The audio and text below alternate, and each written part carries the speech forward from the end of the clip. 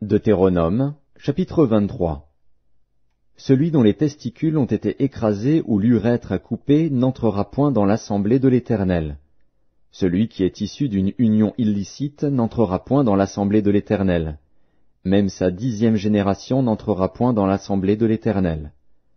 L'Ammonite et le Moabite n'entreront point dans l'assemblée de l'Éternel, même à la 10e génération et à perpétuité, parce qu'ils ne sont pas venus au devant de vous avec du pain et de l'eau, sur le chemin, lors de votre sortie d'Égypte, et parce qu'ils ont fait venir contre toi à prix d'argent Balaam, fils de Béor, de Pétor en Mésopotamie, pour qu'il te maudisse. Mais l'Éternel, ton Dieu, n'a point voulu écouter Balaam, et l'Éternel, ton Dieu, a changé pour toi la malédiction en bénédiction, parce que tu es aimé de l'Éternel, ton Dieu. Tu n'auras souci ni de leur prospérité, ni de leur bien-être, tant que tu vivras, à perpétuité. Tu n'auras point en abomination l'Édomite, car il est ton frère. Tu n'auras point en abomination l'Égyptien, car tu as été étranger dans son pays. Les fils qui leur naîtront à la 3e génération entreront dans l'assemblée de l'Éternel. Lorsque tu camperas contre tes ennemis, garde-toi de toute chose mauvaise.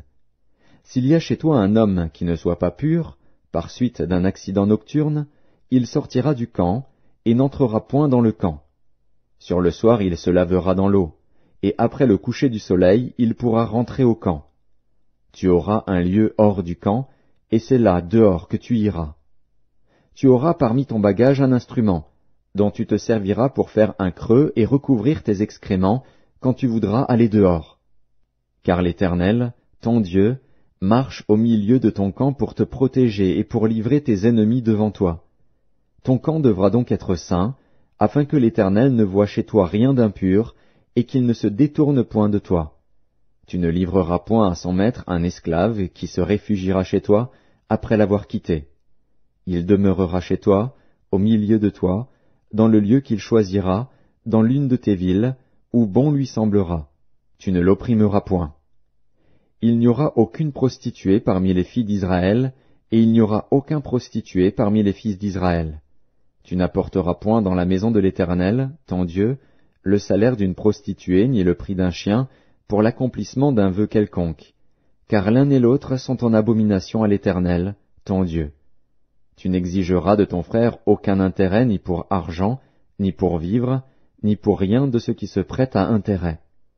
Tu pourras tirer un intérêt de l'étranger, mais tu n'en tireras point de ton frère, afin que l'Éternel, ton Dieu, te bénisse dans tout ce que tu entreprendras au pays dont tu vas entrer en possession. Si tu fais un vœu à l'Éternel, ton Dieu, tu ne tarderas point à l'accomplir, car l'Éternel, ton Dieu, t'en demanderait compte, et tu te chargerais d'un péché. Si tu t'abstiens de faire un vœu, tu ne commettras pas un péché, mais tu observeras et tu accompliras ce qui sortira de tes lèvres, par conséquent les vœux que tu feras volontairement à l'Éternel, ton Dieu, et que ta bouche aura prononcés. Si tu entres dans la vigne de ton prochain, tu pourras à ton gré manger des raisins et t'en rassasier, mais tu n'en mettras point dans ton vase. Si tu entres dans les blés de ton prochain, tu pourras cueillir des épis avec la main, mais tu n'agiteras point la faucille sur les blés de ton prochain.